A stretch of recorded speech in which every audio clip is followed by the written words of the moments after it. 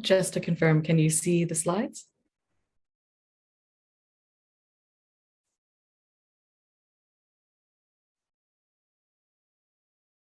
Oh, and also, can you hear me?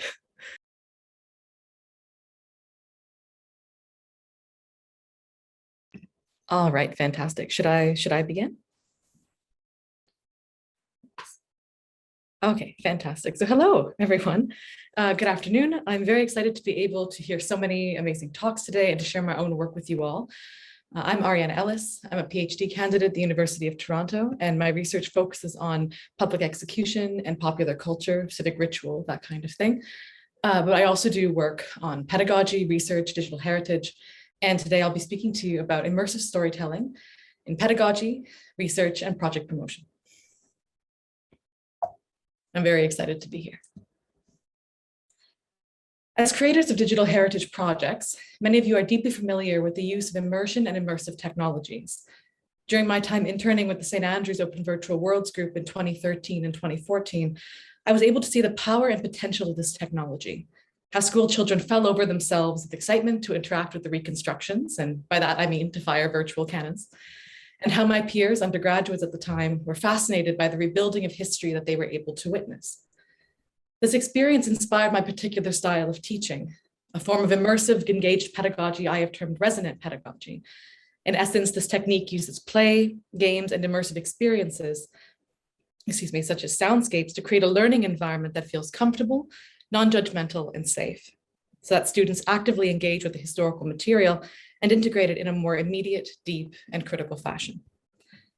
When using narrative and emotionally engaging techniques, a number of questions tend to resurface, whether for classroom methods or in heritage practice and projects. Two of the most prominent that I'll be addressing today are, first, how do I ensure my pedagogical goals are met, which can also be phrased as how do we prevent the participant leaving with inaccurate ideas? And second, how do I address participants applying their own emotions to the past? For the sake of time, because I could talk about this for absolute hours, I will be exploring 3 examples of how I apply my techniques and how I address these questions.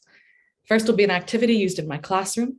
The second example will be my digital project, Accessing Anna, a soundscape connected to the attempted forced conversion of an 18th century Jewish woman. The third example will be a video that I created as communications officer for the University of Toronto's Decima project, which resulted in a national award for academic communication. If you're interested in reading about resident pedagogy in more detail, I've written a chapter on this topic, which is anticipated to be published in, we believe, fall 2022, should everything work out, as part of the edited volume, What is Medieval? Decoding Approaches to the Medieval and Medievalism in the 21st Century. I'll be putting a link to the volume as well as any digital projects mentioned in this talk in the chat as well. They will also show up on the final slide, but I can copy and paste some links and put them in the chat at the end. So to begin, we have the classroom. The activity that I'm going to discuss, I call Plague and Medicine Height, which I'm going to refer to from now on as PMH. So named because it is now the 3rd part of a trilogy of text-based choose your own ending games for a course on medieval history and video games that I created and taught at the University of Toronto in the fall of 2021. So what you're seeing on screen right now is a game screen grab on the left and a mapped out structure of the entire game on the right. So that screen grab is from, if you see the arrow, it's right at the very top, and then the rest of the game kind of comes down from there. The game was constructed in Twine with the program Scapel used for mapping and development, which is how I was able to create the image on the right.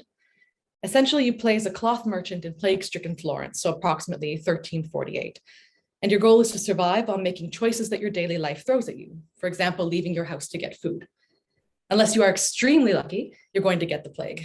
And then you must flip a coin to determine your fate, or ask the instructor to do it if you're in an in-person class.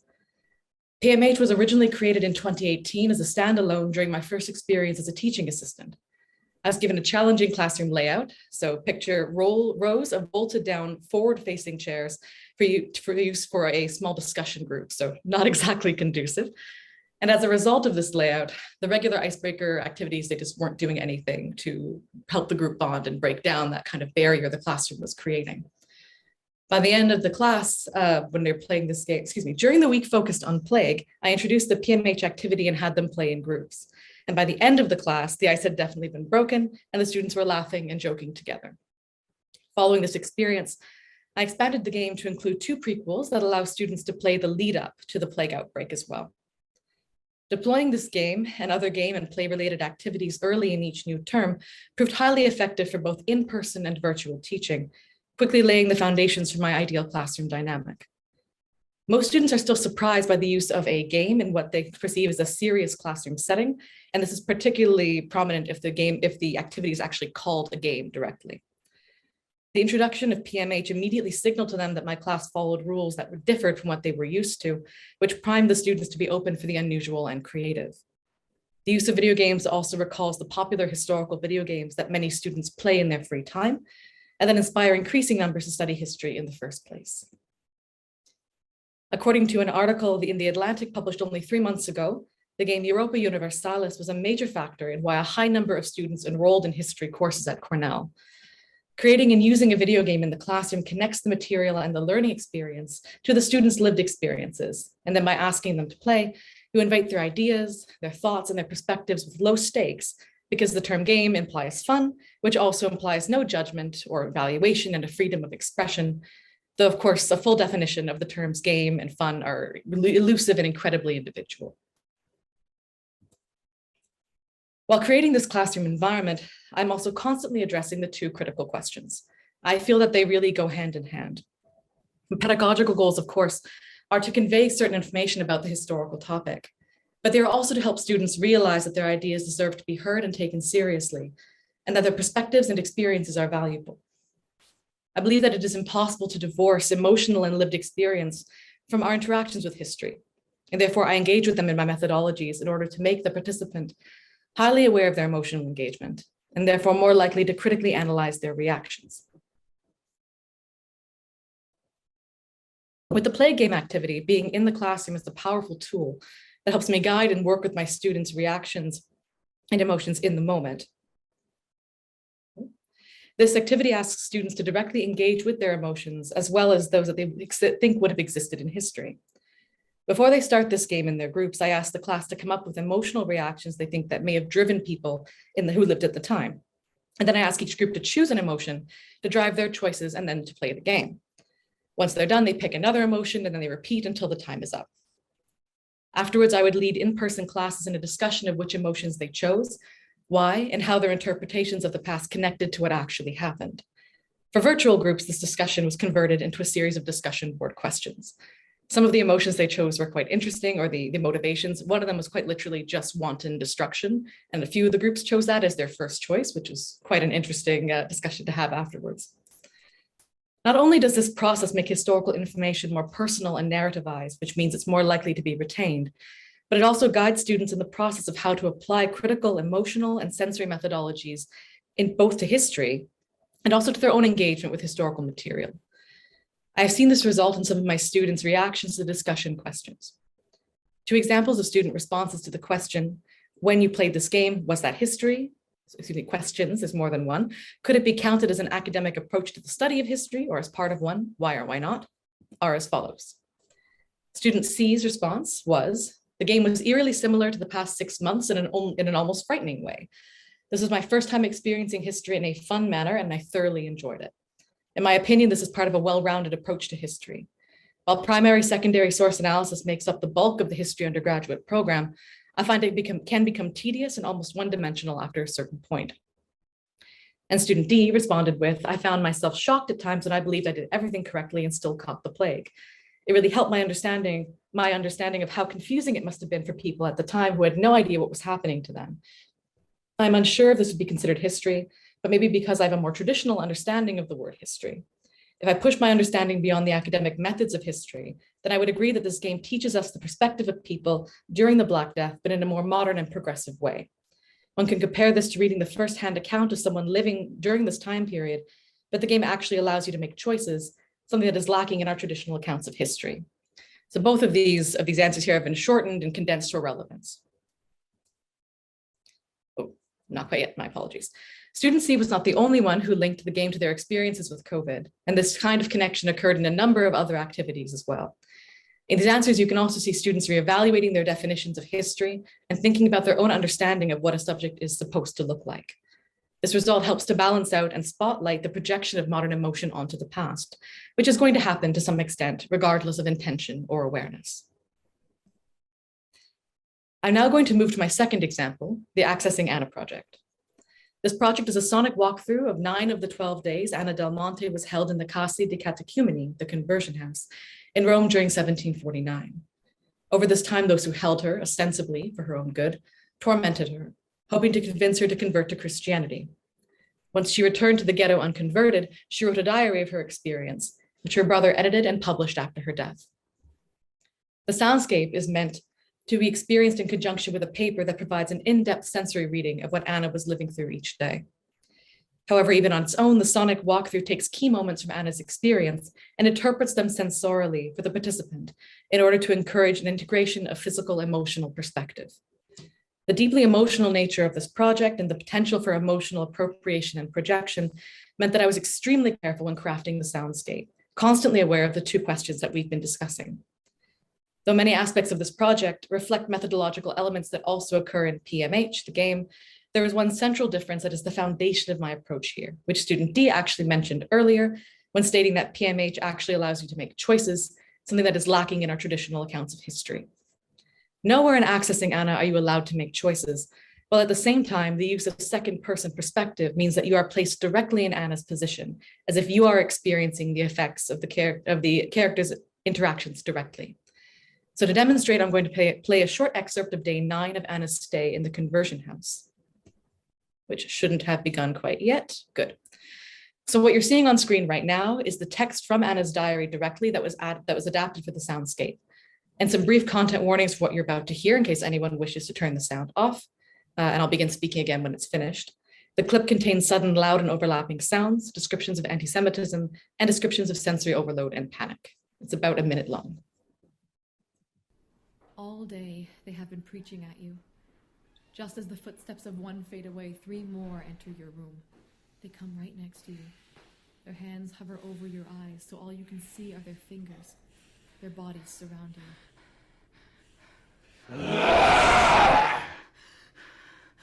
Your body tenses and your breath comes in hard and fast. You want to leave, you need to get out. Everything is too close to you. They are so close to you. Do you believe in the God of David, Solomon, Aaron, and Moses? Do you believe in the God of David, Solomon, Aaron, Do you believe in the God of David, Solomon, Aaron, and Moses? Do you believe in the God of David, Solomon, Aaron, and Moses? Do you believe in the God of David, Do you believe in the God of David, Solomon, Aaron, and Moses? Do you believe in the God of David, Solomon? You tell yourself to say nothing, but their voices press against your mind until, see, you cry out, yes, certainly I believe. Quiet! With this word it is done. You freeze. You can't feel anything and your breath catches in your throat. What have you done? With a rush, you come back to yourself. What do you think? You scream at them. That you have persuaded me? That I would leave my holy religion? You are not going to get out of my mouth something I would never dream of saying or being to get me to do what you believe. You are a clever girl. You know that. It won't help, you tell him. You just want to go home. After 2 more hours, they leave.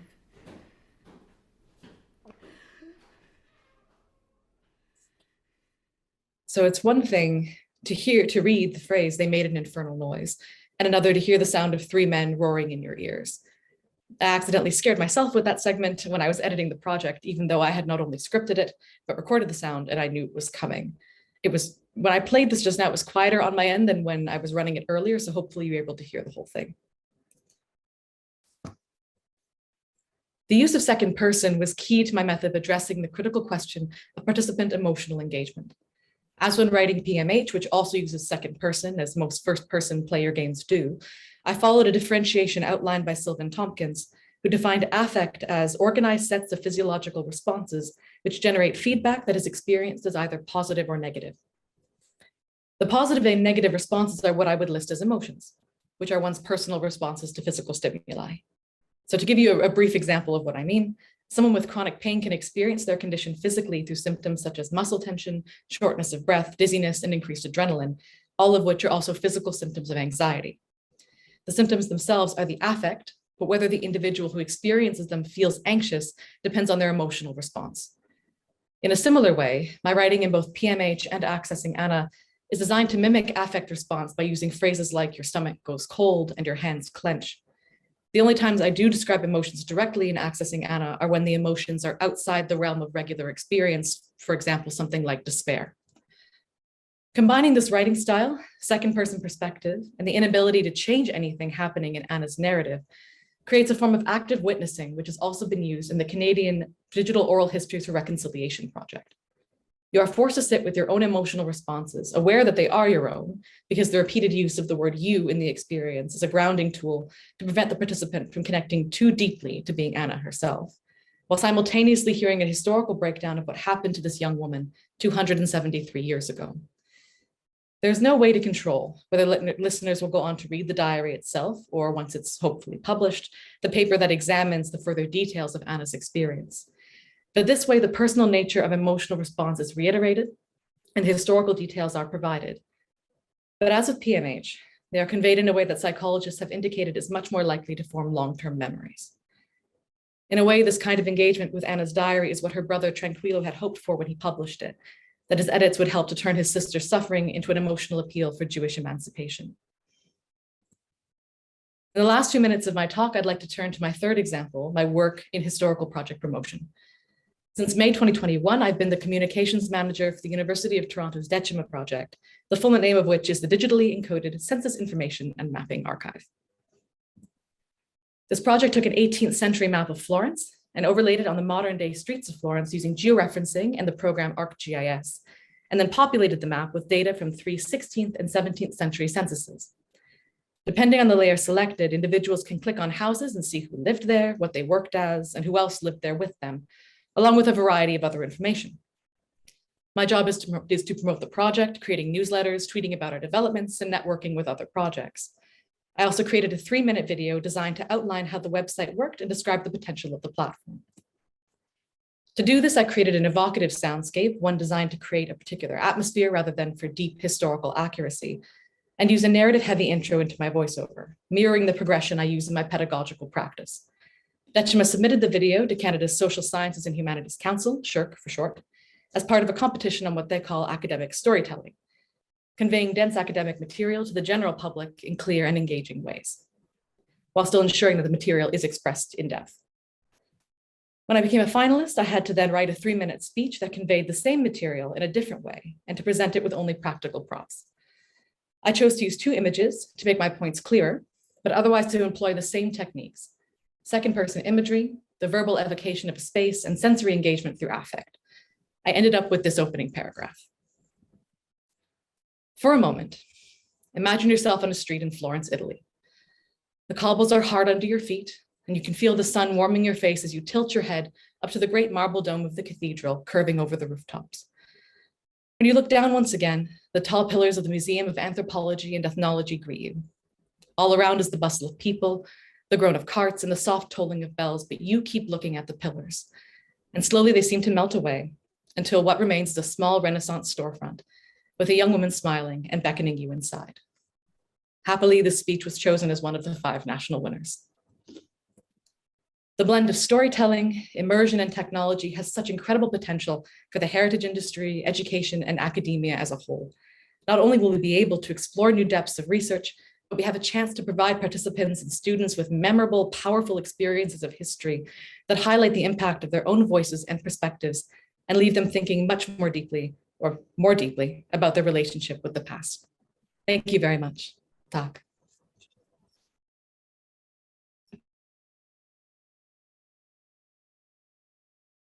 I will be sure to post these, paste these into the chat just now. Okay, do we have any questions?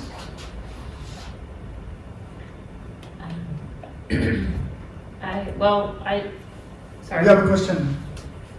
Maybe not so much a question, but I really like the plague game. I thought it was a very creative way of teaching, and I'm very happy to see something like that. It's more like a comment, not a specific question. I'm sorry. I was wondering, Adriana, does narrative theory, narratology, play any part in your studies?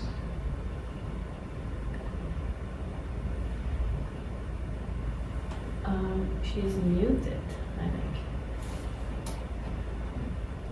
Hello?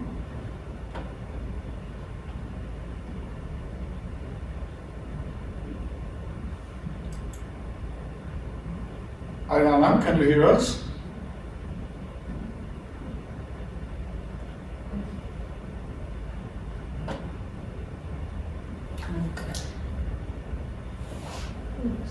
See,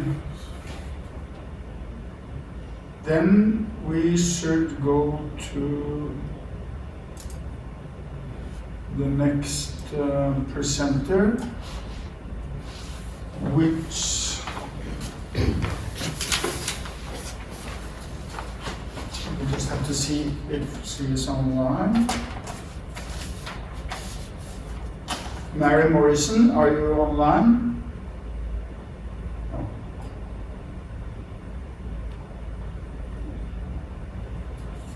Okay. Maybe there's a video. I think there was one video.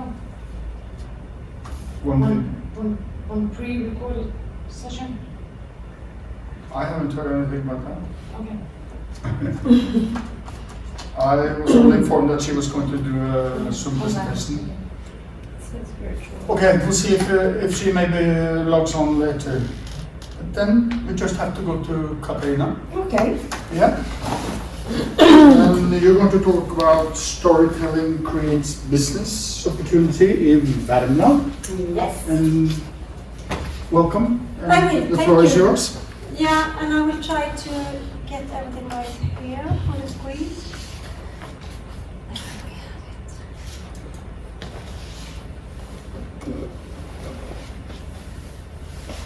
So, I was supposed to change the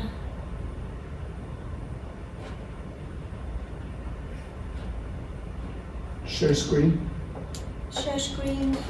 Just click on Zoom. Yeah.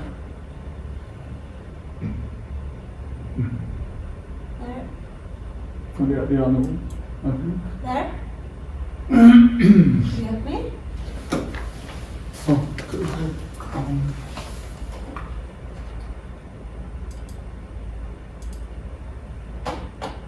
Oops.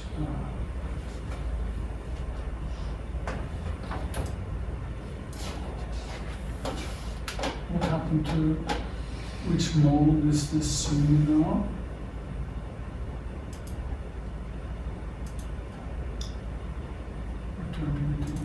Yeah. So then we set this. And now we should just And then click share on the bottom right. Confirm share. Choose the presentation. Share. Yeah, and now you open the presentation. on I'll your open your screen. presentation. Yeah. That's the one I guess. Just click on the PowerPoint icon. Yeah. But She will be there. she will be there. She'll be hanging That's out there. great. And then click on. Good. Okay, that's it. Hello, everyone. It's nice to be here on Iceland, first time. I'm Katarina Nordmark. I work at Värmland County Administrative Board in Sweden. And we are the lead partner of this project, Cupido. You heard it mentioned during the presentations before. It's about cultural power. And I would like to tell you something about this project and then also how storytelling creates business opportunities in Värmland. So, just something about the project. The aim of the project is to develop new business opportunities and to improve the conditions for existing rural SMEs in the cultural heritage sector around the North Sea. So we have work packages about the DNA of the regions because it's really important to make culture out of the regional DNA. Testing of cultural potentials and empowerment and cultural job creations. And we have put up like centers of excellence in each region. and they look a bit different. Some are like digital and some are physical centers. But there we try to collect the expertise within the area we are working in, within culture and special kinds of culture. We're 16 partners from 8 regions in 7 countries around the North Sea, and you can see them there. So, storytelling in Värmland, what is that? I can say it's the traditional storytelling in Värmland is very unique. It's really an important part of our identity. We have had a lot of famous authors and so on. Selma Lagerlöf, you may have heard of, for instance. And cultural heritage plays a major role in Värmland. And we use it also for regional development. And in this Pupilla project, we are connecting digital innovation with the cultural heritage that we have in Värmland to explore new ways of keeping the traditional storytelling alive. And we want people, the inhabitants, all in Värmland and our visitors to find places to explore, visit, develop and fall in love with. So we try to put all these heritage sites that we have in Värmland on the map so people can find them. And also show how they can use them, how the companies, for instance, can use them when attracting people. This is pictures from Rottneros Park in Sunne in Värmland. Rottneros Park is a great park. It's a big park, but with a lot of flowers and with a lot of sculptures and so on, but not so much more. And we decided early in the project that we really would like to use this like our pilot area to do something special in the park, just to show what's possible to do. So I will come back to Rottneros Park, so remember that. In order to test different things and to learn, we made a few test beds. And we tried to answer the questions, how can we use storytelling in new ways to promote cultural sites and offerings and to create new business opportunities in the cultural sector? That was the question we tried to work with. So the first test bed was a multi-streaming webinar.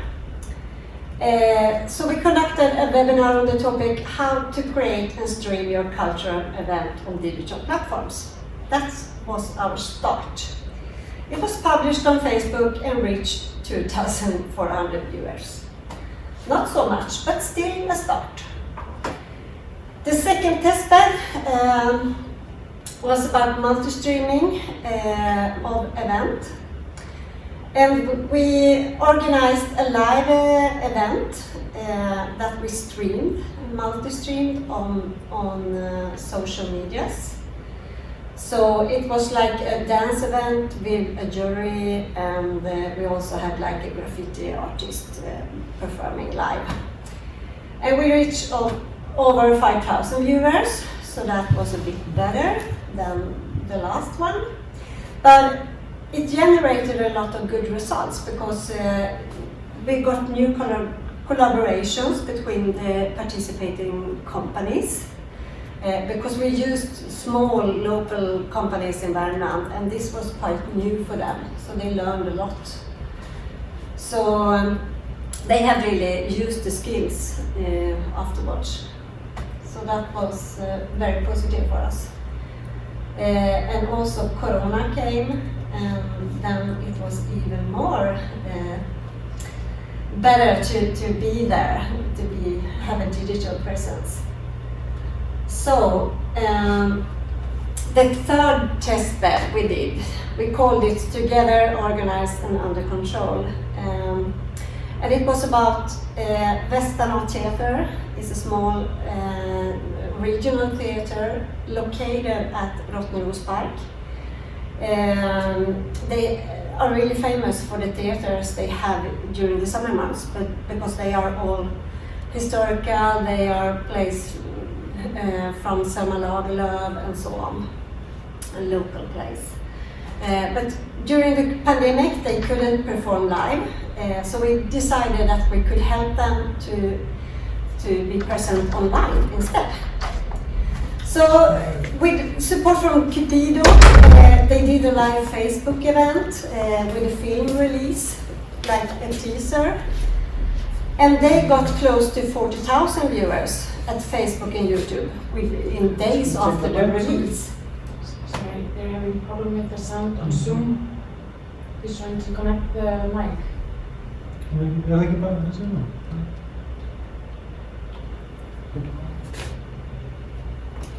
Okay. Sorry about that.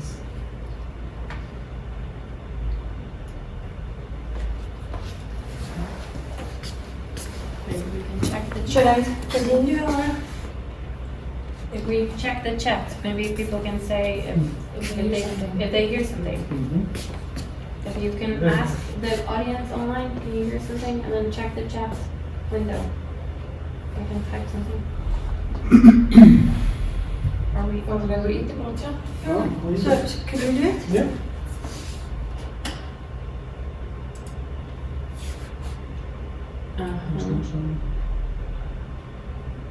I spent Yeah, we There is no sound. Okay. Is there sound? Still.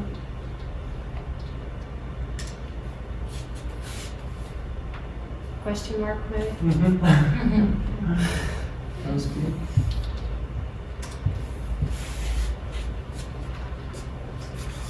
Maybe it's something with the Zoom setup. If the mic has been connected, because he was having also trouble hearing our questions. Before. It's not Oh, on yeah, mute. she did.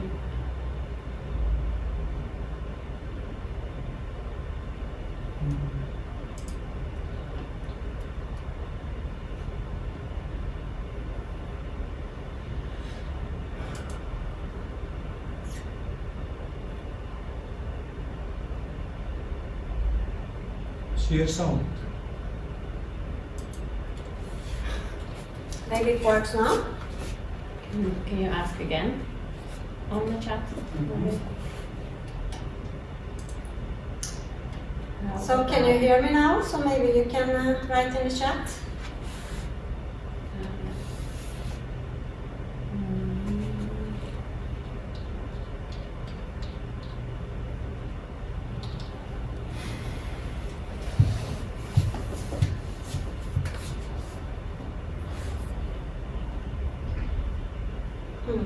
Not yet, no. Okay, so it doesn't work then. That explains why we didn't get an answer. Yeah. So that's a pity. How can I let this go away? Sorry, can I escape your Yes. presentation for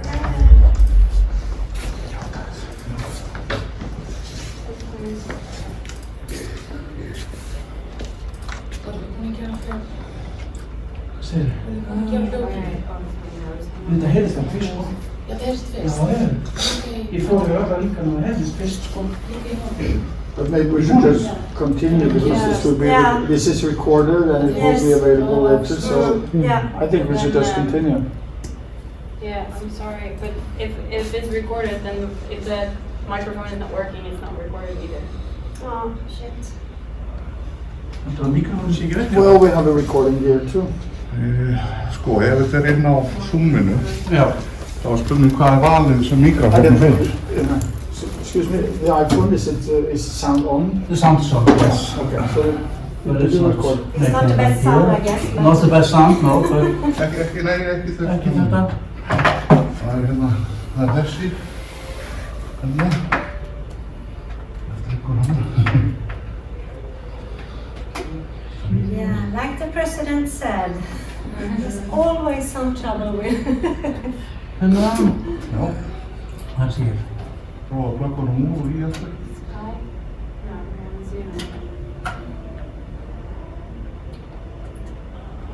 Do I have to change any of these? No, if you open the Zoom meeting.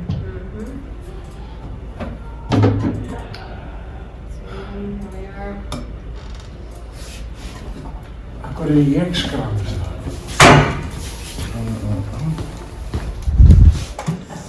And have you started the meeting now? Gå till skolan? Yeah. Ja. Det är bara en av er ska löpa över mig. The microphone is on mute. Inte meeting. No, it's not. Now it's mute. Yeah, Now okay, it's but unmute. can you check which microphone you are using? Oh, that's here, right? No, in the Skype meeting, because you are sending out on Skype, I think. Yeah. No, Zoom. Zoom, sorry, on Zoom. Okay, I'm not really familiar with microphones, so if you can come up here and you know this, Mr. Yeah, if you open your home screen very well. Before. Here. Yeah. Return to meeting. Yeah.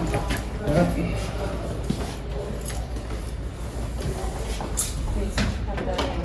Yeah. Just trying to.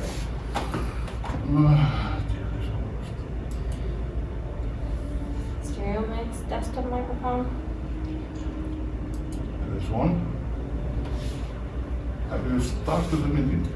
Yes, it's already started. Okay. Yes. Yeah, that's it. Okay. Mm-hmm. So can I get this one?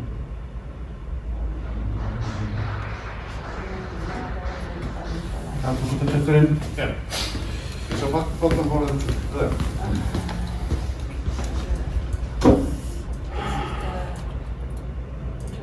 Yeah, this is what we have. So this is like Yeah, recording, we have a camera. disable, Share sound. that's on.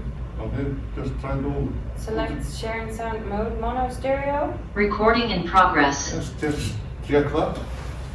Anyone hear us yet? Can someone? Tala. Já, það er bara, það er ekkert inni, það virðist vera nefnilega inni þarna sko hjá okkur. Shall we try the other?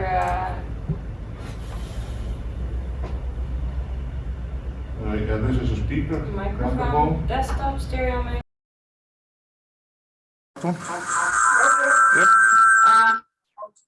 Yep. Anything? Oh, Yeah, okay. Thank you, you're in now. everybody. Yep. All right, so we're gonna continue. So you think it works now? Yeah. Yep. I'm gonna give the floor back. Oh, should I? away the chat. Yes. Yeah, and then do you want this away as well? No, or- yes, please. I'll park it here. Yeah. Yeah, okay, thank you very much. So I will try to continue then. So I will go from this slide and to tell you about the third test bed we did. Together, organized and under control, we call it. And we supported the Västanå Theatre in Värmland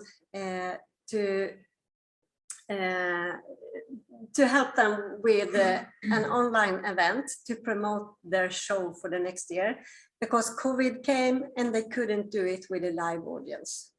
So we helped them to be on the internet instead.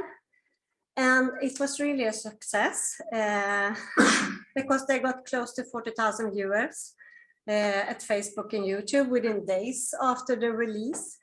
But something else, they got a totally new target group that was like listening to them, that became members and that were interested in this theater. So it was a success for them.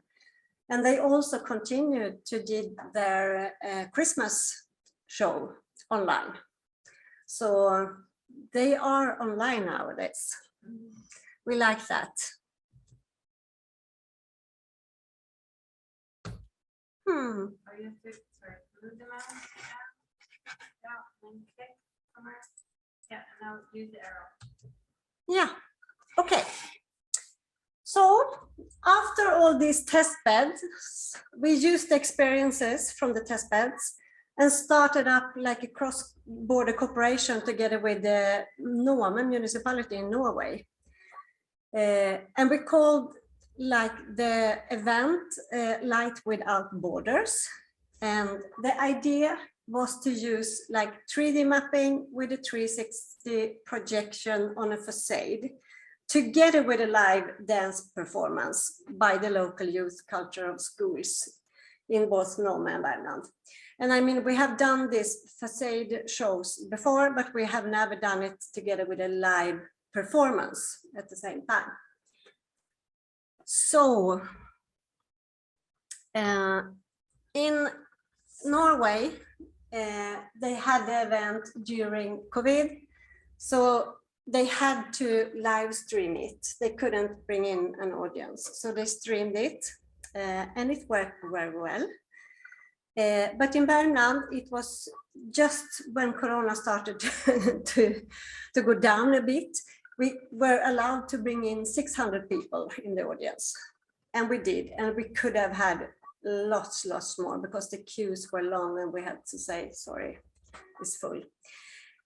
So we did this in Rottneros Park live, and we also filmed it, but we didn't live stream it because we wanted to have control over the films later. And now we will test, because I would like to show you a documentary from Nome in Norway, and also like a small teaser from the one we did in Rottneros Park. I hope it will work now.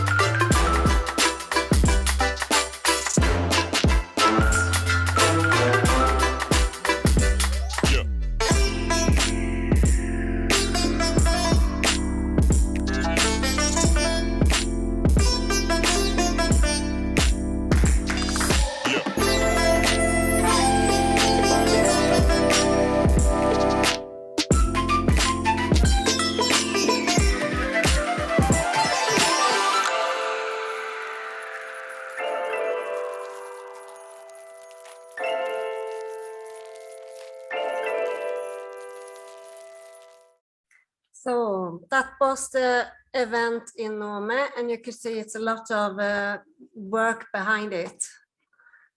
Now let me see where I were.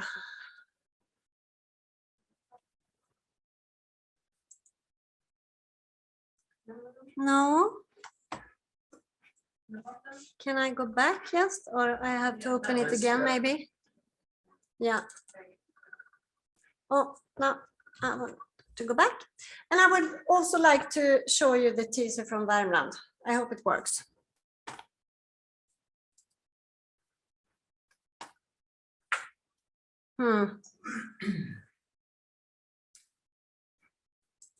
Maybe there.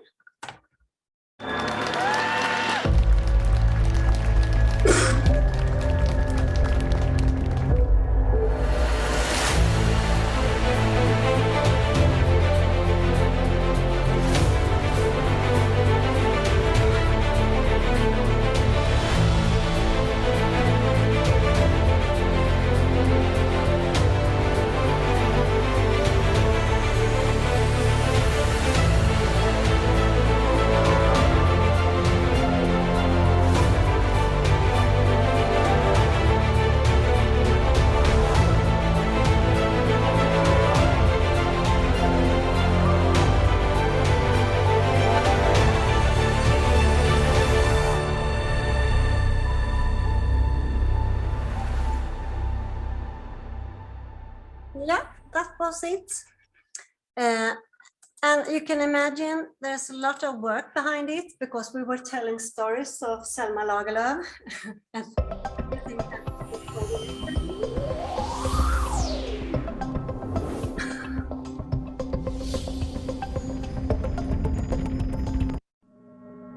everything that I think. Oh, sorry about this.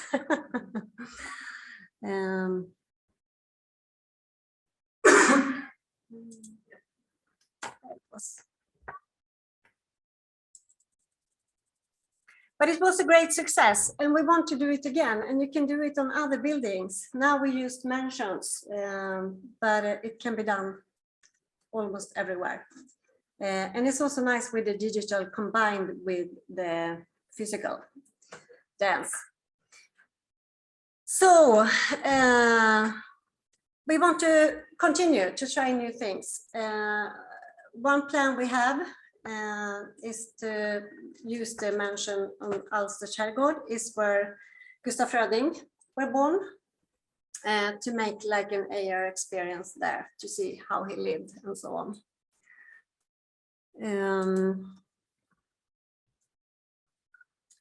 And we are also working right now with a test bed like game creation meets cultural heritage, and we are using an excavations that are going on right now on a small island in the big lake of Vänern. And we know that one of Sweden's first stone churches was built there. And we also think there will be a monastery somewhere because we have found all old written sources for that. So we work together with Värmland Museum and some game developers from association called Skildra. So this we will do during the summer to try also like the game creation. And we want to have this locally on Lura, and we really hope that it will get more people to visit the island, because this will be interesting. And we also have an event coming up, Learning and Understanding Virtual Production.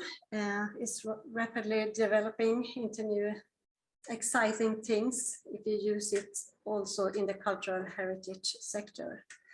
So we invite partners and stakeholders to Värmland to learn and understand virtual production. A little bit about this here. So you are all very welcome to join us. And you can visit our website, northsearegion.eu/Cupido, to see more about what we are doing in Värmland, and also in the other partner regions, of course. So thank you very much. I hope you got something with you.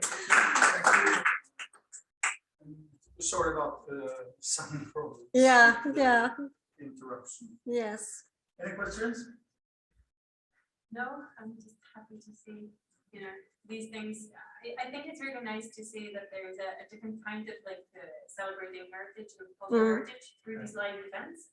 And in a way, I think COVID sort of brought that really up and gave it even a bigger audience. Yes. So I think it's really cool to see this, and I think there's a lot of opportunity because it opened a lot of doors. Yeah, it really did. Yeah.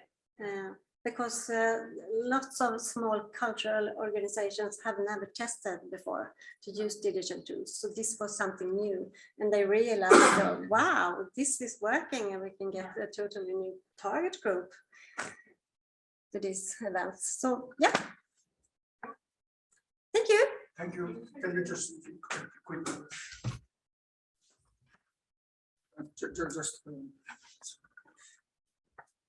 Okay. Then it's my turn.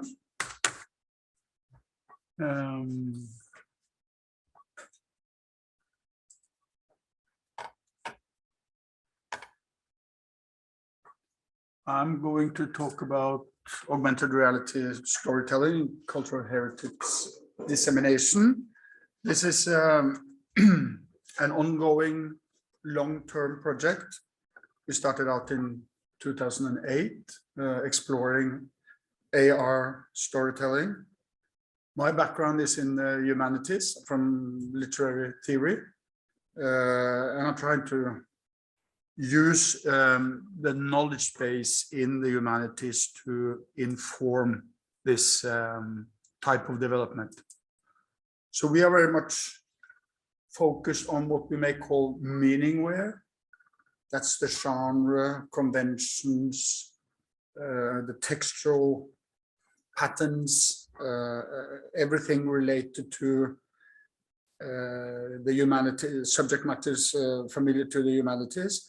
So we're trying to develop something we call media design and use many of the theoretical disciplines in humanities like literature, rhetoric, narratology, media studies, and so on, and try to use that type of concepts and analytical tools also for the purpose of design. So we actually developing a rhetorical based methodology.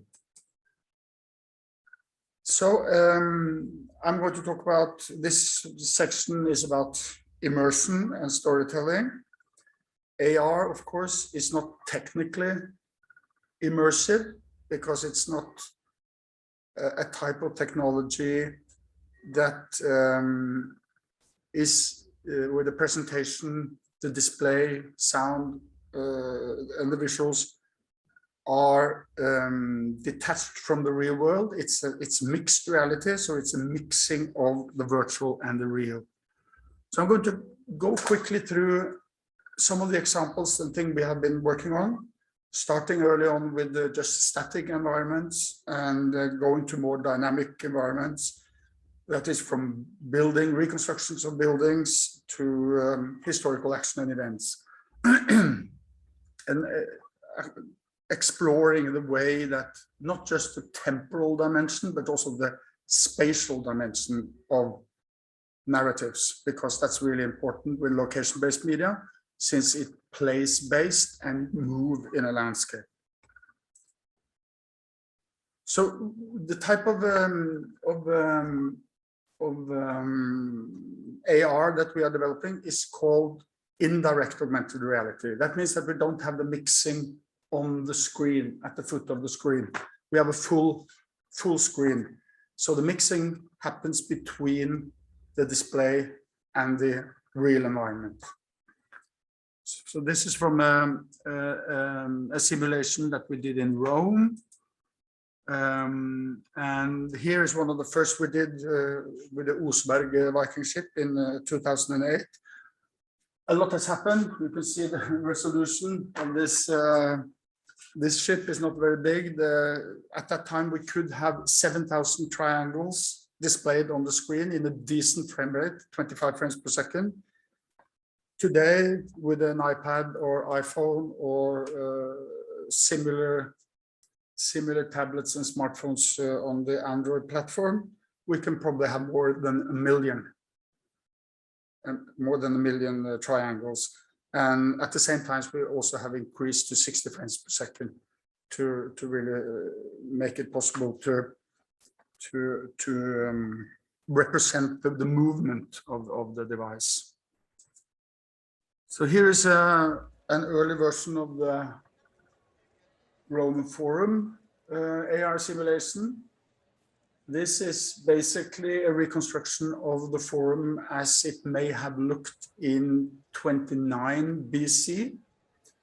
And you can see here, I'm looking up at the Capitoline Hill. And what we have early on, very early started doing was to not just have the virtual camera in one fixed position that's comparable to the physical perspective, but we discovered that it was possible to use the virtual camera in different ways. So, for instance, this is a view we call bird's view, so that you can look at things that's higher up. This is something we needed when we made a simulation of the Parthenon on the Acropolis, because we had the Parthenon frieze, which is 12 meters up in the air, and we had reconstructed that one, which you couldn't see when you went down, walked around the Parthenon on the ground. So in that context, it was important to send the camera 12 meters up so that you can walk around the temple, but look at the height, at the same level as the frieze itself. Another version, another type of view was that this is the temple of Julius Caesar. You can't walk in to the cella of the temple because you're not allowed to climb on the ruins, but you can send the virtual camera in and then still have the sensors working for tilting and panning, so that you can stand outside, but you can still be inside and look around. So this is part of exploring the let's say the expressive forms, the potential conventions of using the virtual camera. So we must think about AR storytelling. That's something that's really, really early on, just like the cinema 120 years ago.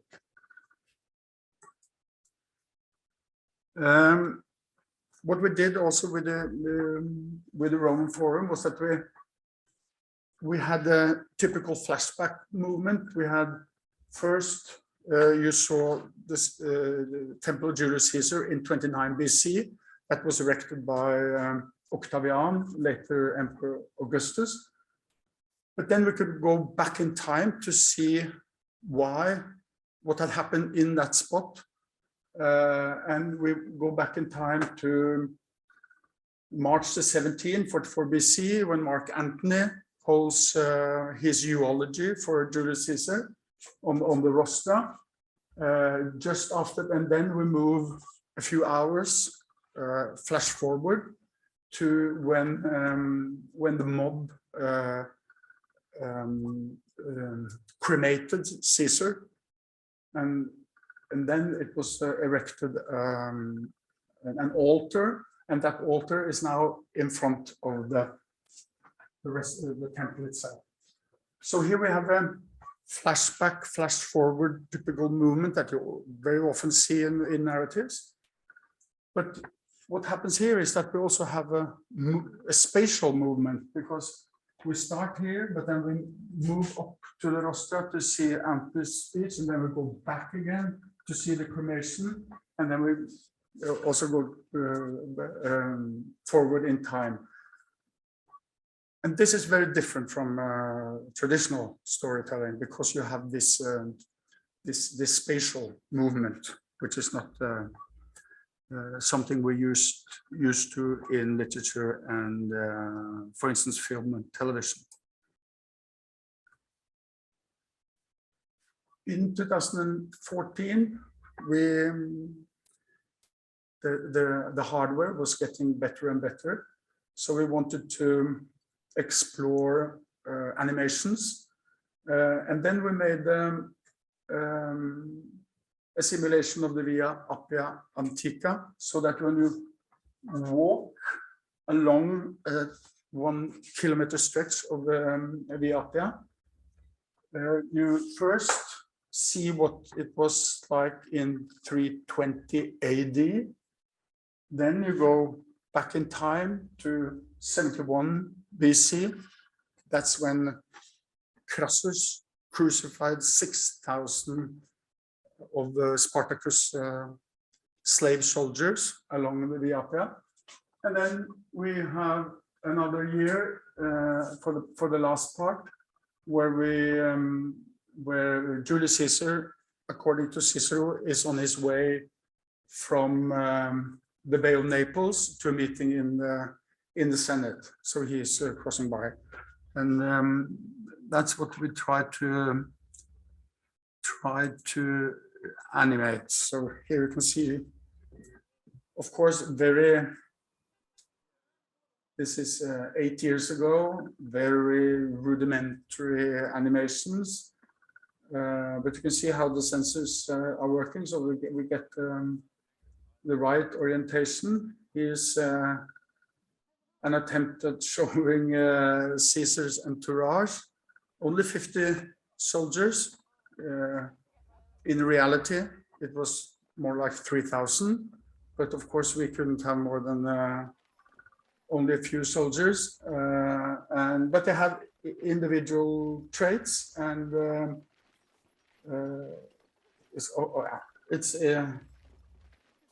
it opens up. What this told us is that it opens up that we could move beyond just reconstructing static environments, that we could really go on to recreate also action and events and historical from different historical periods. So that's something we did in Crete. I'm going to show the video, which explains itself.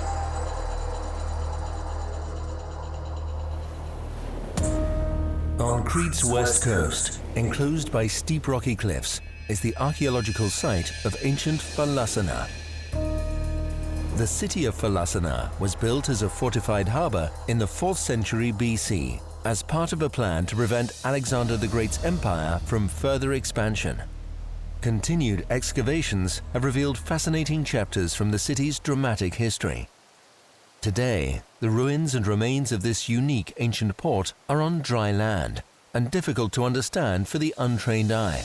However, now it is possible to experience the rise and fall of ancient Phalasana on location by means of the Phalasana app. The Phalasana simulation employs a quasi-mixed reality solution, where today's real environment is represented on the screen as a 3D model based on photogrammetry. This makes it easier to explain current remains and add virtual reconstructions. The tower would have been over 20 meters tall and stood out as a landmark in ancient times. When using the app, visitors can also explore the harbour as it may have looked in 330 BC, Phalasana was left with a magnificent military port, study particular artifacts in close-up and detailed view, with the letters FA and pictures of a trident and the head of a goddess. witness the Roman attack of Phalasana in 69 BC. A Roman army attacked Phalasana and destroyed it. They used siege engines, which threw round stones from hundreds of meters away to destroy buildings. More than 30 catapult stones have been found.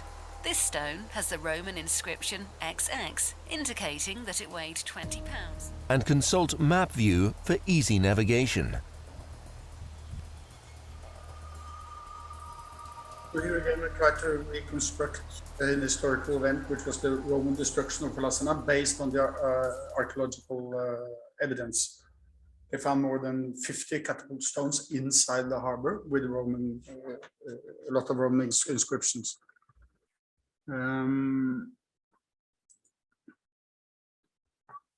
Later on, we tried a much more complex historical event.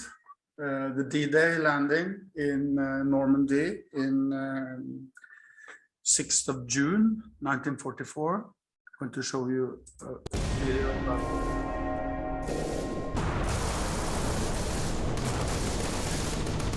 again. There is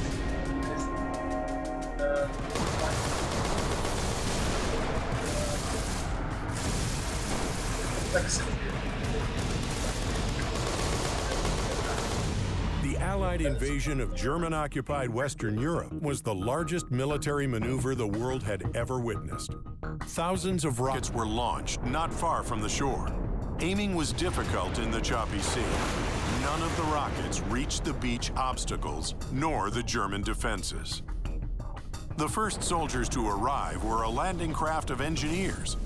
Soon more landing crafts hit the sandbank just beyond the water as the tide began to rise. Arriving at the beach, they were an easy target for the German artillery, mortars, and machine guns. Casualties were high.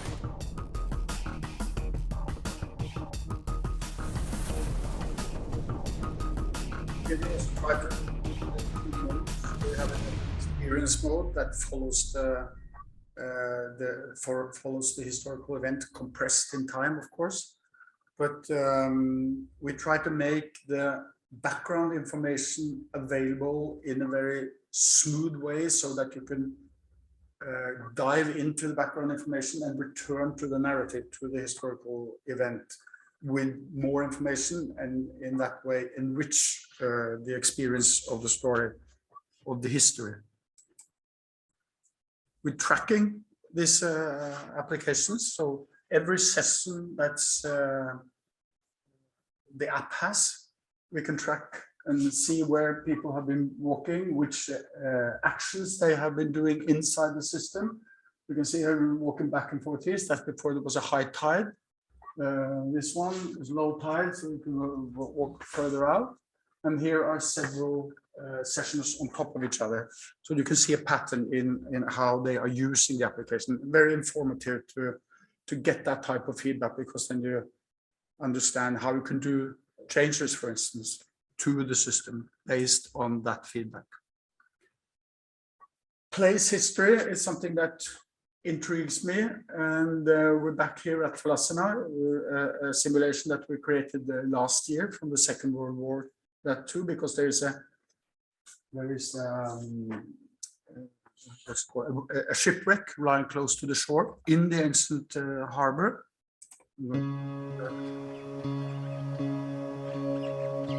Today, little visible evidence is left that reminds us of the fierce battle that took place on Crete in May 1941, when the island was attacked by Nazi Germany. At the archaeological site of ancient Falasana, a wreck residing in shallow water and close to the shore has been vaguely known to the local community as a World War II craft. Only recently has the vessel been identified and its story revealed. As part of the EU Marabox project, an augmented reality simulation of the wreck's current condition and its history has now been created. This indirect AR SidSim has 3 parts. As the user walks from the central area of the ancient Falasana site, arrows on the screen show the way to the lookout point. Along the 200-meter path, a positioned voiceover gives audio introductions to the wreck and its background. What kind of ship was it? What happened to the crew and any passengers? In the dry dive, the virtual camera moves away from the user's position and down to the wreck. During the dive, the vessel's remains are visually and verbally explained. The 2,500 kilo bow ramp was operated using 2 manual winches. After getting to know the wreck, it is time to show what really happened to the tank landing craft A6.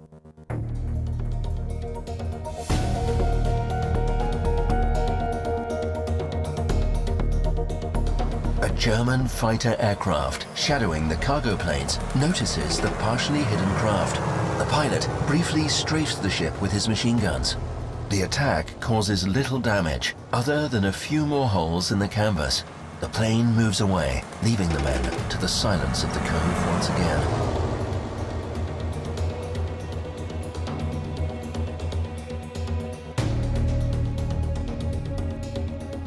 All remains quiet until early afternoon, when 2 Stuka bombers appear. The first one dives and releases its entire payload of 3 bombs, straddling the vessel. A near miss causes a list to port.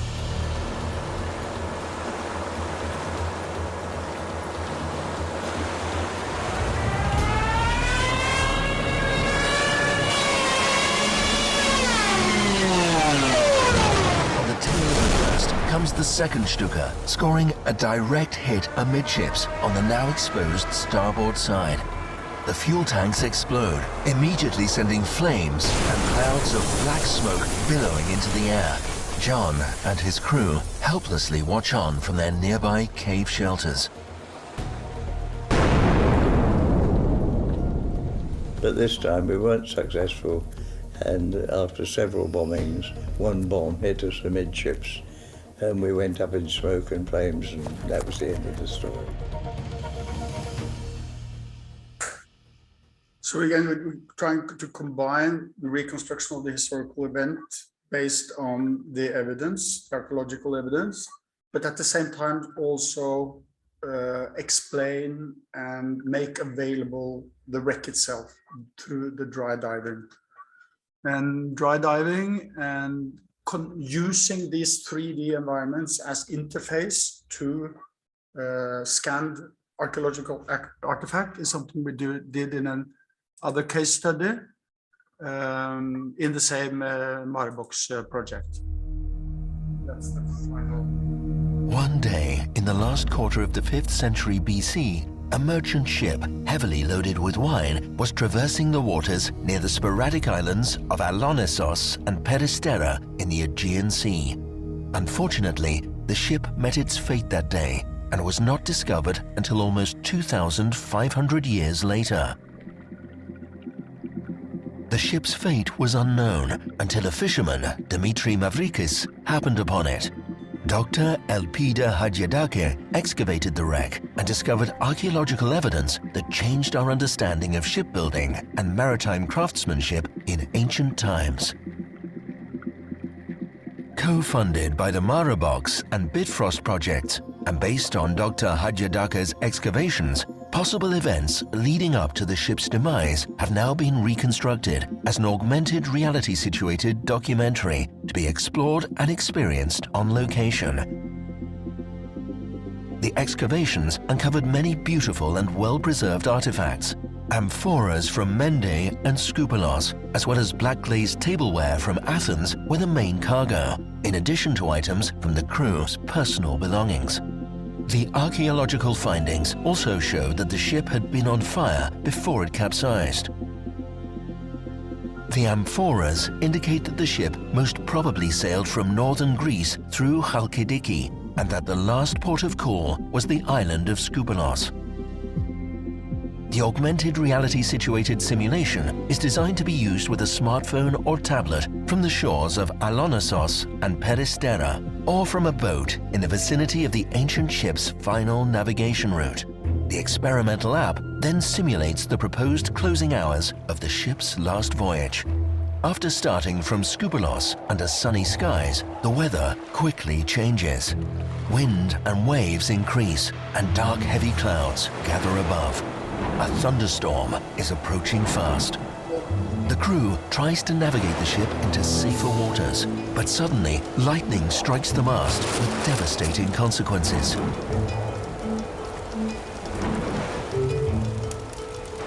The massive impact causes a fire on board, and eventually the loaded ship sinks. Slowly, the ship descends 30 meters to the rocky seabed below. Here, in the strait between the islands of Alonissos and Peristera, the remains still reside. When dry diving to the wreck, positioned hypertext links give access to high-resolution scans of artifacts using 3D Hop, the 3D Heritage Online Presenter. One can rotate the objects, zoom in on details, and do measurements. Other links give access to Dr. Hajidake's publications about the excavations, as well as a live underwater camera feed from the Noose project. The Peristera shipwreck was very important because nothing like that has been discovered so far. The Romans are considered to start building large ships in the 1st century BC, but it proves that the Greeks knew it a long time before them.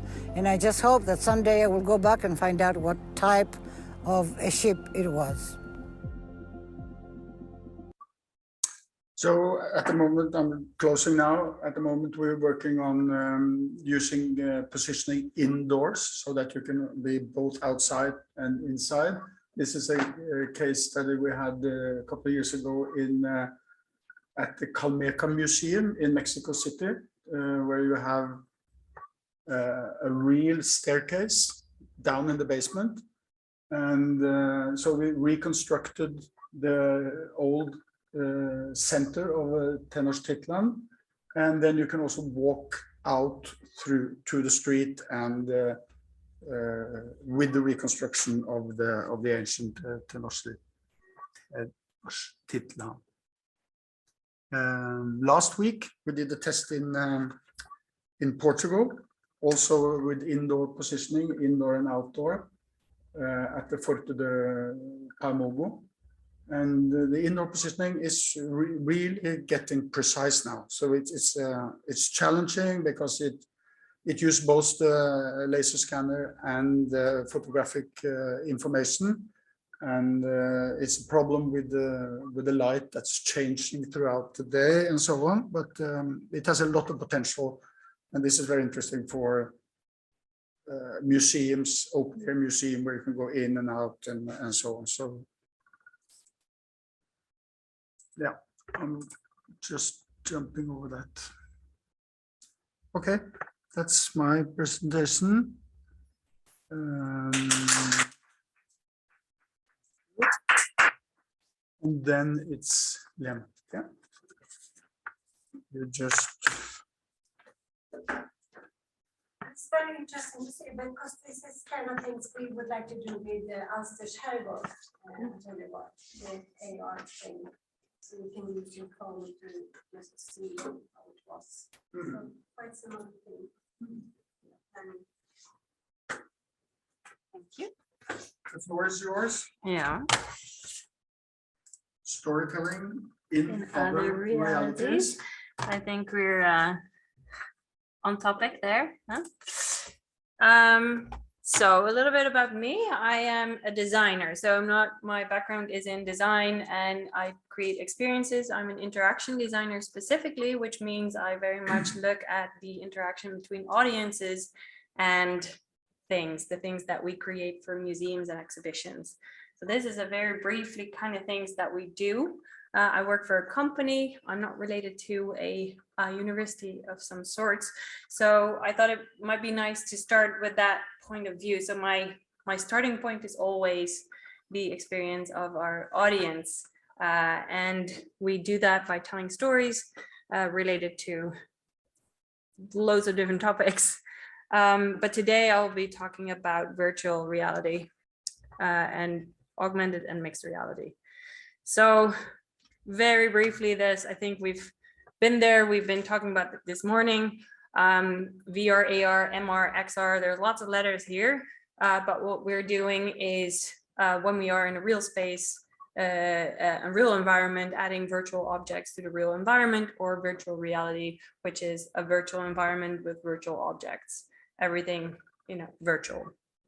So I'm gonna, in terms of tools, we already saw a lot of tools popping by in earlier presentations, like the HoloLens and stuff on the far right side of the screen. We are mainly using handheld devices, goggles that are connected on computers, or goggles that are not connected, like built in, and we created some binocular experiences. Now, why these tools and not the other ones? The other ones are being developed as a hardware. It's very experimental. They go obsolete very quickly. These things on the left side have been proven that they still work and develop, and it's a little bit more budget friendly as well. We put the binoculars in here, and I want to emphasize there that it's specific for experiences within walls of like exhibitions and things like that. Like when you're in an exhibition and you have to put up a goggle on someone's head, and you don't want them to break it, it's always sort of tricky. So by building them into binoculars, it gives us a technical advantage that we have a fixed point for them, and and also they're a bit more proof for lots of users. So before we moved into developing projects within this field, we did a lot of research basically, and if we focus specifically on storytelling or use in exhibitions, we saw lots of different things. So I'm gonna briefly jump over. There's a lot of selfie kind of things, it's like you look in a mirror and there you stand with some dinosaurs. There's a lot of things where you add object to an environment, like you walk in a park and there's an artist who created a virtual exhibition. You look through your phone and you see some Jeff Koons blown up animals, or add information panels to something that is there, or adding objects to a museum. there's a lot of examples where we bring things to life. So you have a painting and all of a sudden the painting becomes alive. In the top example, it sticks out their hand and makes a selfie. So this is like an animated painting. You can step into a painting and sort of be part of the environment in the bottom example. There's stories.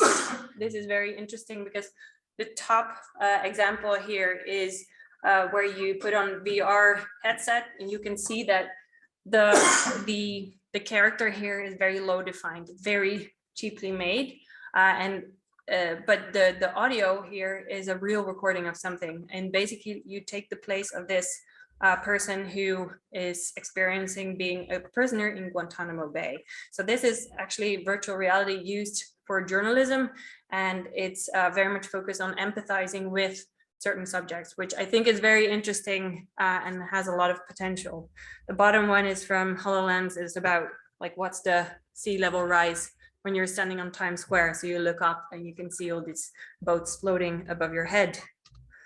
Show the unseeable. Now this is something, I think that's one of your examples, I'm not sure. So this is like, for example, you see a skeleton of an animal in an exhibition, and what the virtual layer on top of it is showing what the animal with flesh and fur and everything looks like. So showing the unseeable is quite a nice thing. So when we looked at these kind of things, we felt like, okay, what is our style? How do we create stories? How do we tell stories to our audiences?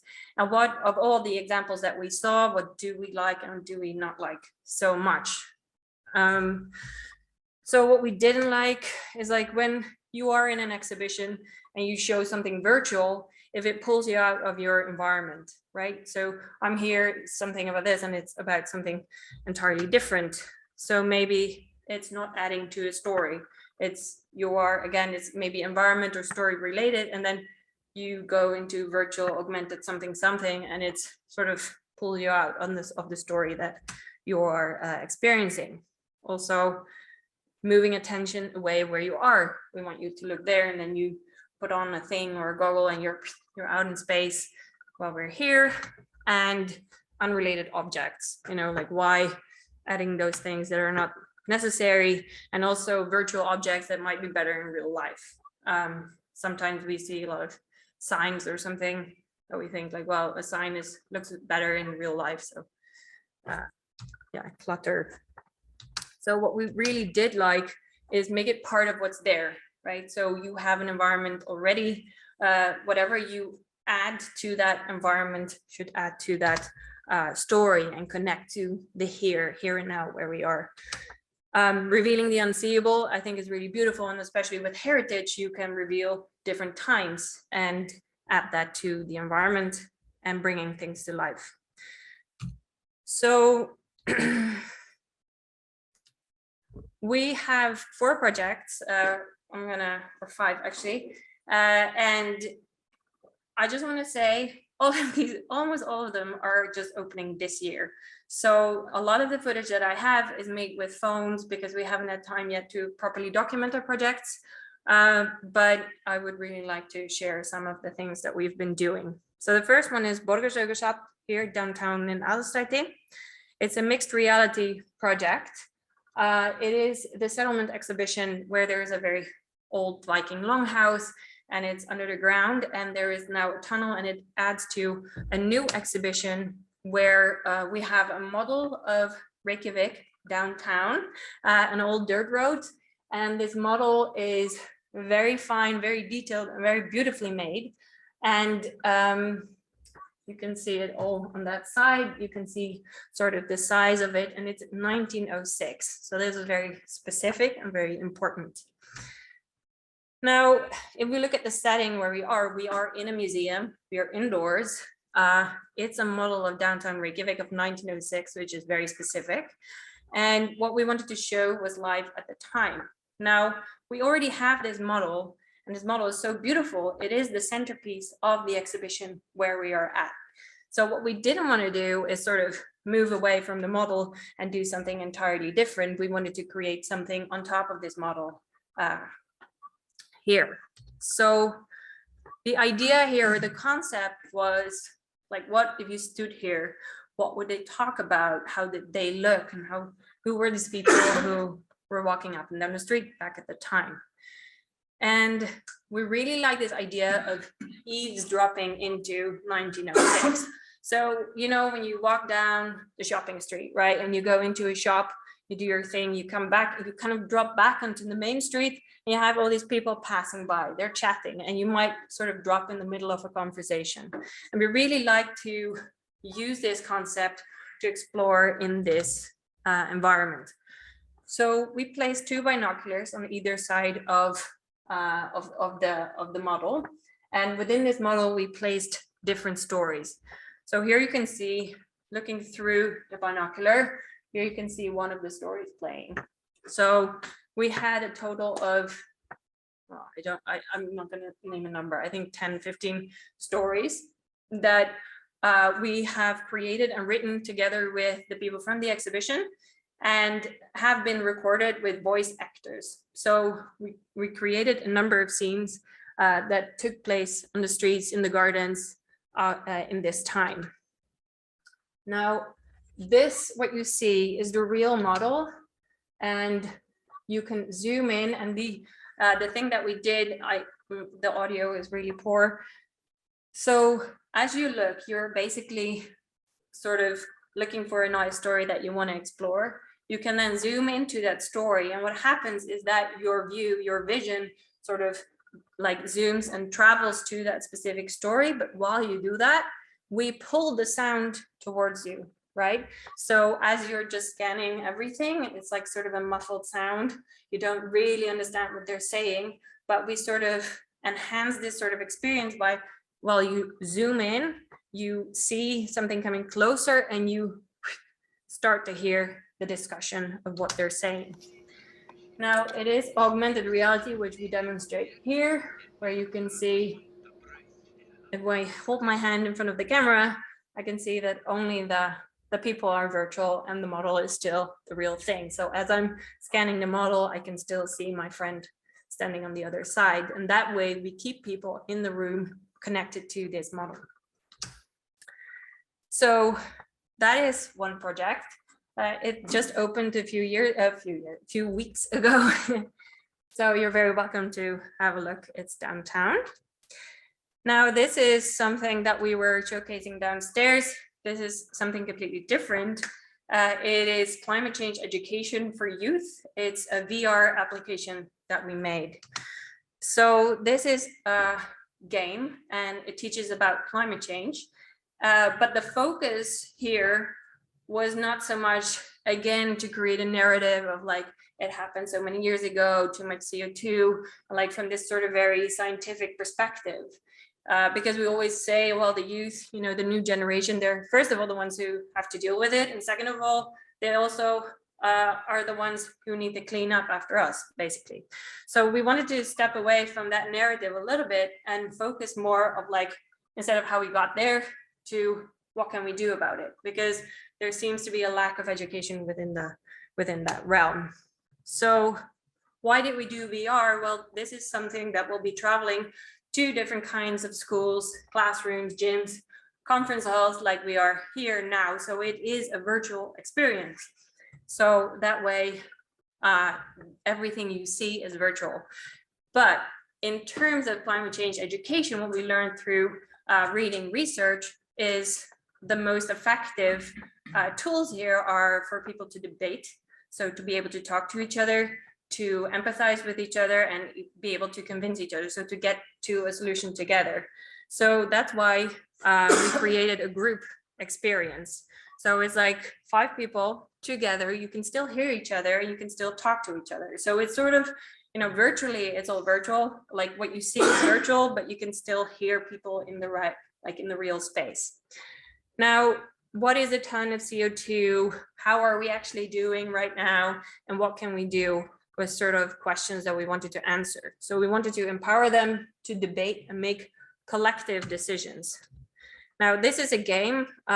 This is some video footage. So this is basically what it looks like from the outside. Here we blended it with the virtual world.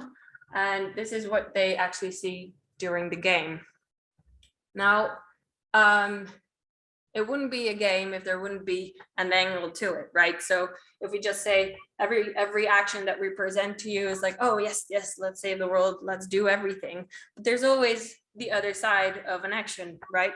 So what we decided is to create these 3 pillars. So on one hand, you can save the earth. So by every action that you take, you can get a number of points for saving the earth, or not take action and like bring down the points of earth. But at the same time, people need to be happy. You know, would they want to do something or not? Or your money of a society, you know, it might be very expensive. So every decision you make creates a point system for each of these pillars. Now we collaborated with scientists of the Meteorological Office. We collaborated with climate change psychologists, educational people. So it's been a very big project, but it was really nice to go through all of this. So this is now in a test phase running. We're showcasing it at different schools. We've done a lot of, user tests with teenagers, and in general, we get a very positive feedback of this. Now, this is something in Oslo. The Natural History Museum just opened a new building, or at least they updated the building. It's all about geology, dinosaurs, those kinds of things. And we were the party who created all the interactive exhibits in this museum. And it also just opened, I think, a few weeks ago. And this is a very special gallery. So this is the top floor.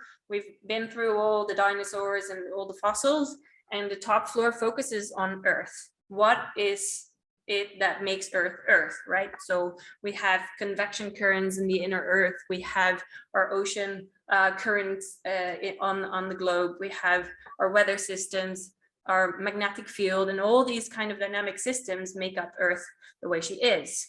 Now, the original plan was to, for example, project that onto these globes. But as you can see, there was these beautiful large windows everywhere that bring in a lot of light.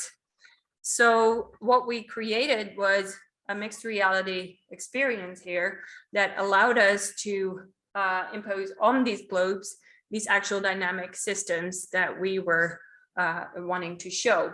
It also gives us the opportunity to not project onto a flat surface, but we could, with the 3D effect, we could go out of this flat surface. So it gives us even more space and opportunity to show things. So here's, so it was like 1.5 meter diameter globes. It's in a museum already, so we want to stay where we are and not travel somewhere else. Everything is very dynamic, like I said. So we wanted to bring Earth's systems to life. This is one video, again, taken with a phone while we're still installing, but I think this shows the gallery pretty well with a lot of light. And now my colleague is moving into one of the binoculars showing ocean currents. So as you can see, we enter the globe then fills with the ocean currents that start moving, and the entire globe starts spinning. Now, all the data that we use here is actual real data from ocean currents around the globe, and it can show that very dynamically on this Earth in front of us. So it still keeps you in the place where you are, but brings it to life. So there is, and by using these binoculars, there's also this extra layer of exploration, right? So you see the object itself, and by adding something like this is like, ooh, there's something to figure out, right? There's this kind of surprise. Now, this is something that is about to open. This is in Hofstad. Hofstad is one of the oldest Viking longhouses to be found here in Iceland. And this is it. So it is like basically the outline of an old longhouse, but it's situated in between a church, a school, a music school, residential buildings, etc. So this is the place, and what we created here was an augmented reality, but like mixed reality rather, of this place. So it's outdoors. I think this is, well, you know everything about that. Outdoors in an urban environment.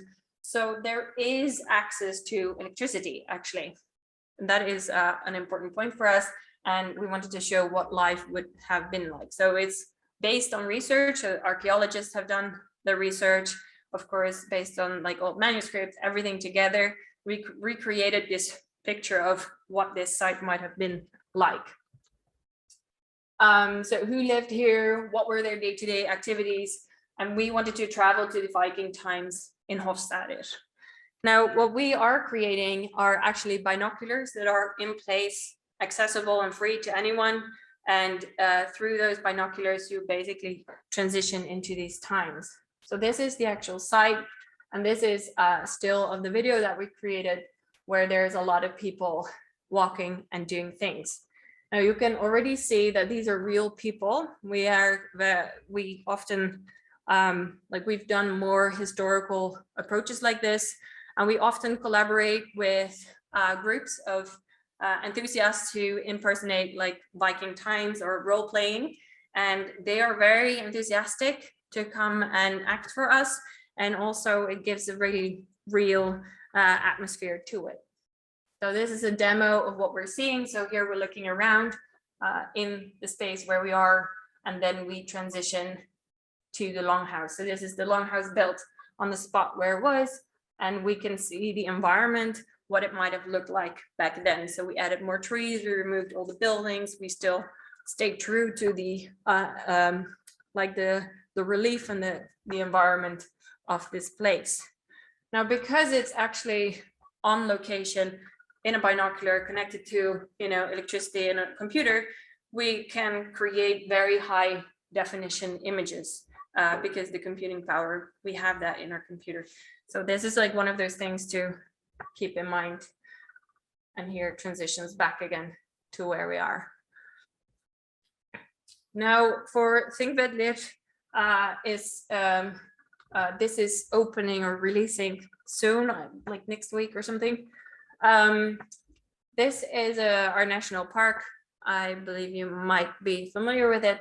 So this is the place where Iceland was found, both geologically, as it is right on top of the tectonic plates moving apart, but also culturally, as that is where the first thing was held and our democracy was born. So this is a beautiful park, but there is very few remains visible. So the challenge with this place is there is a large history here, very rich history, all written down, but there's not many traces of it in the landscape. So a couple of years ago, we created this interactive exhibition. So there is an exhibition space on location where people can explore lots of the stories of things that happened. But obviously there is a park, so you can explore the park also in the exhibition center, but we want people to go out, right? We want them to walk around and explore the park and see the different parts. So here we have lots of signs. So there are stories being told outside, and so there is information scattered through the park. Now the challenge is this. It can be pretty harsh, the temperatures, the environment, the snow, and all those kinds of things, which means we do not really get much electricity or infrastructure like that around here. So it's a rural environment, there's no electricity, so that made us to resort to using a handheld device, to use a phone for the exploration here. Now, what could it have looked like when they gathered here every year and wanted people to travel to the Althing? Now, as you can see, we have phones, but it means that it uses the like your internet connection. And also, we didn't want people to have to download an app, because the way that people experience this is they're walking around in the park, they might see some signs, they read the sign, they read part of the journey or a story. And what they can do with the app is sort of trigger the view, what it might have looked like. So in the view, on location, you can see the view, and you still see landmarks within your app, within the phone, and you can see some shadows acting. So I think this is playing. So start the experience. And here you can see what we've done, but you can already see that so we again used real people, we with horses and lots of things, but you can see we made them more shadowy to sort of emphasize the fact like this might have been, it is like, it might, you know, it's an interpretation of the past. And then at the same time, we have a limited bandwidth to use whenever we use phone applications. And because we didn't want to create an app, but very easy, accessible to anyone, they can just sort of scan a QR code and then they enter this environment. So if you think about creating some sort of application for yourself or for whatever, these are a few things that we learned along the way and things to think about. So first of all, is it something that you're doing indoors or is it something that you're doing outdoors? Like indoors meaning, is it part of an exhibition or is it something that you do outdoors? If it's part of an exhibition, do people have to walk around or can they just stand in one spot? What is the level of detail that you want to involve? Is there an existing object that you want to augment onto? Like the example I gave of that big model of Reykjavik in 1906. So if we already have an object, how can we work with the things that we already have and add a layer of magic to that specifically? If we do not have an object, we obviously have more freedom to do what we want. Is the environment where you're standing relevant or irrelevant? Like for the Astrid climate change education, the environment was irrelevant to the visuals that we were presenting. So we could easily make everything virtual. When you do everything virtual, you have control over everything, which makes some things a lot easier. If the environment is relevant, like in Think Better, for example, you're standing on a spot, it opens the view from where you're standing, but the view that we created was still virtual environment, but still recognizable of where you are. Now, do you want to use binoculars or goggles or on a phone or a tablet? So if you, for example, using binoculars, they're pretty sturdy, they stand there, you know, you can't really destroy them very easily. Goggles you have to put on, so you need some explanation to people like, okay, you have to do this and that. A phone is very accessible, no one needs to be there, you can easily go into it. Then something that we find very important is the time of the experience. So if you were in an exhibition, you're standing at the model of Borgarfjörður, for example, the Aðalstræti, there you have the time to explore. So that also influences the content that we make there. For example, we spent a lot of time doing research on what were the clothes people wore in those times, what kind of conversation would they have, how would they behave and things like that. So we made it very accurate. If you have a shorter time and it's more illustrative to something else that's already happening, like I think Bettler, for example, you're walking around the park here and there, you read the sign, then this experience really enhances whatever story you are reading. But it's a different kind of lingering around. And obviously last is like, what's the budget that you have? It doesn't mean that if you have a smaller budget that you cannot make something beautiful. When you have a lot of budget, you can go more detailed and like make very extensive content and things like that. I feel like it's always a choice, rather do something very good, very specific, than try to do everything a bit poorly. So I'm not sure if I stuck to my time, but thank you very much for listening to me. Very happy to talk more, and thank you for being here. Yeah. Maybe you could stop the sharing. Let's see if Madam Morrison has showed up.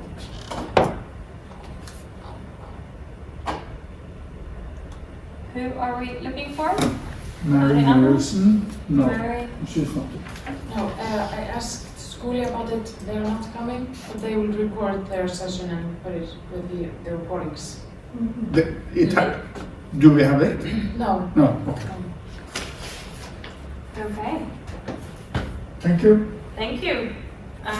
Question? Yeah. Do you have any questions? Yeah. Or on the line, anyone who has questions? The one at Team Weather, is it available now? I'm going there tomorrow, so I want to check it. Yeah, you can, but it's not officially launched. But I can give you the link and you can look at it. Yes, it's I got it on my phone, so I can tell you. Yeah. Good. Anyone else? Questions?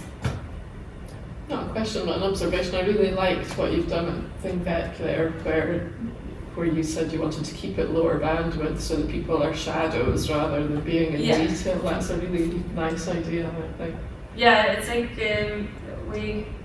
we always say, like, we work with technology, like it's kind of our business, but we don't like to see it. So we try to make we very much focus with anything that we design on, like, who is the end receiver of this? Do I like to go to through 5 menus if I want to order something online? Do I like to do this and that? No, I don't. So when you scan the QR code, it's just like start experience and that's it. So also the view of this ThinkVec specific app is just visual. There's not much story, because that story is already being told in the park in a very nice way, and also in the exhibition inside. Yeah, so it's a nice combination of using the technology appropriately, but also those people aren't there, you know, so we don't really need to see exactly what they look like, but we just know that they may have been there, and these are the movements or the things they may have been doing. It's also like when we develop these projects, it's like, are we going to use avatars, like these sort of digital bodies, or are we going to use recordings of people? You know, it's always the discussion and the question, what would we do? So in Adelsstrategie, the first project with the model, we actually had, you know, like avatars. So we basically recorded our own bodies that we then, like the movement that we could put on avatars. But the voice, like the sound, is recorded with real actors. So because the people are so small in the model, we felt this was the best approach. But in Hofstad and anything, but there we use real people, and you can see it in the movement, the way they move and use their bodies, that it's real people. And also in the ThinkVec exhibition, we went for the same approach. Like, for example, the all thing, or like the Lemke, when they were discussing, and the debates where they sat in a circle. We think they sat in a circle, and we're not 100% sure.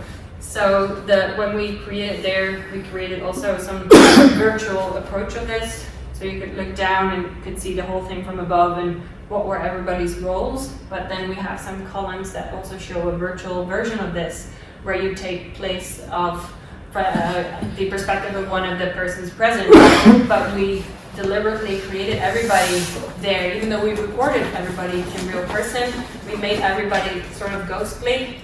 So they're like half transparent figures. And again, there is a recording of a person, an example of what happened there.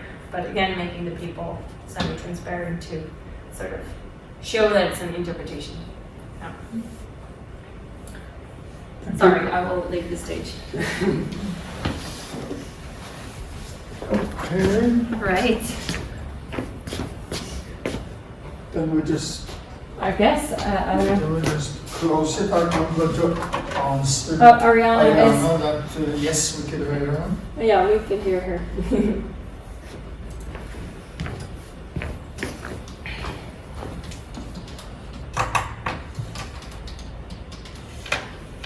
Oh, excellent! I'm glad you're able to hear me.